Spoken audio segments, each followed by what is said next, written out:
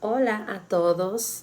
Hoy quiero compartir con ustedes un tema muy interesante y diferente, el ejercicio físico en el siglo XV, basado en el artículo de Gonzalo Ramírez Macías y Juan Carlos Fernández Truán, titulado El ejercicio físico en el siglo XV a través de la crónica del condestable Iranzo.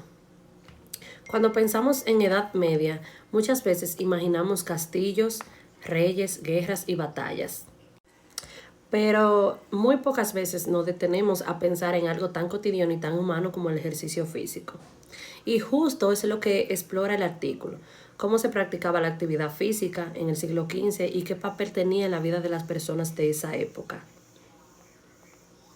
En el siglo XV o siglo XV, este abarca los años 1401 a 1500, fue el final de la Edad Media y el inicio de una nueva etapa, la Edad Moderna. En este tiempo la sociedad estaba dividida en tres grupos principales: la nobleza, el clero y el pueblo.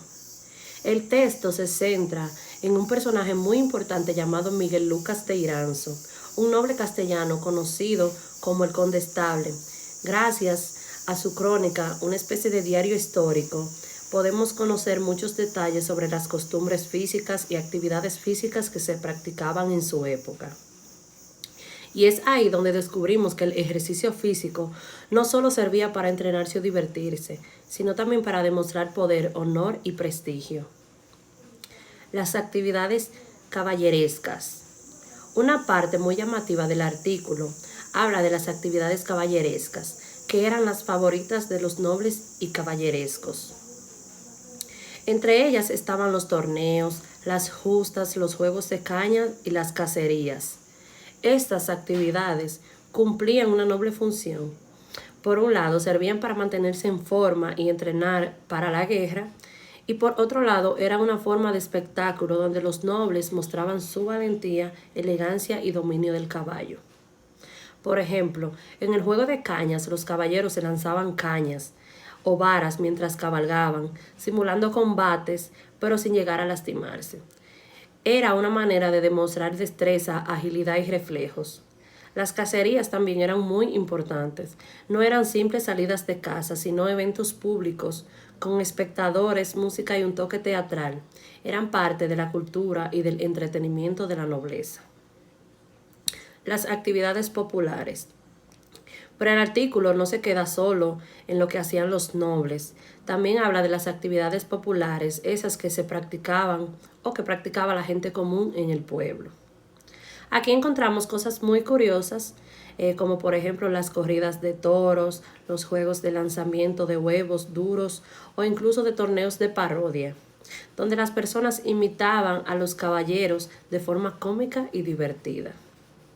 Estas celebraciones eran muy importantes porque unían a todas las clases sociales. Durante las fiestas, las diferencias entre ricos y pobres se desdibujaban y todos participaban, reían y compartían en un mismo espacio. Eso nos demuestra que el ejercicio físico también era una forma de convivencia y alegría, más allá del entretenimiento o el combate. La danza y el baile. Otro aspecto que me pareció muy bonito fue la danza y el baile. El artículo explica que en las fiestas y celebraciones del siglo XV el baile era una práctica muy valorada porque combinaba elegancia, coordinación y expresión corporal. Y lo más interesante es que era una de las pocas actividades en que las mujeres podían participar activamente. Mientras los torneos eran para los hombres, el baile era un espacio donde ellas también podían destacar. Así que, además de ser ejercicio, el baile era una forma de expresión cultural y participación social.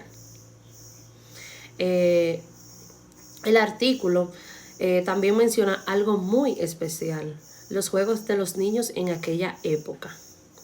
Aunque no hay muchos registros, se sabe que jugaban a correr, saltar y perseguirse. Eran actividades sencillas, pero ayudaban al desarrollo físico y social de los pequeños. Eso demuestra que incluso en la Edad Media ya se entendía la importancia del juego en la infancia. Después de analizar todo esto, me quedé pensando en cómo el ejercicio físico siempre ha sido parte de la historia humana, aunque haya cambiado su significado con el tiempo. En el siglo XIX, en el siglo XV, moverse era una de las formas de prepararse para la guerra, demostrar honor o entretener a la comunidad. Hoy, en cambio, hacemos ejercicios para cuidar la salud, liberar el estrés o sentirnos bien. Pero si lo pensamos bien, en ambas épocas el movimiento tiene el mismo valor profundo: fortalecer el cuerpo y el espíritu, expresarnos y convivir con los demás. En conclusión, el ejercicio físico en el siglo XV fue mucho más que una práctica militar o una diversión. Fue una manifestación cultural, una forma de unir a las personas y de construir su identidad. Los torneos, los bailes, las cacerías y los juegos populares reflejaban los valores, la jerarquía y la alegría de una época que, aunque muy distinta a la nuestra, también valoraba el movimiento, la fuerza y la expresión corporal. Este tema me enseñó que el ejercicio, ya sea en el siglo XV o en el siglo actual en el que estamos, siempre ha sido una manera de conectar con nuestra humanidad. Mover el cuerpo es en el fondo una forma de vivir, de sentir y de celebrar quiénes somos. Gracias por escucharme.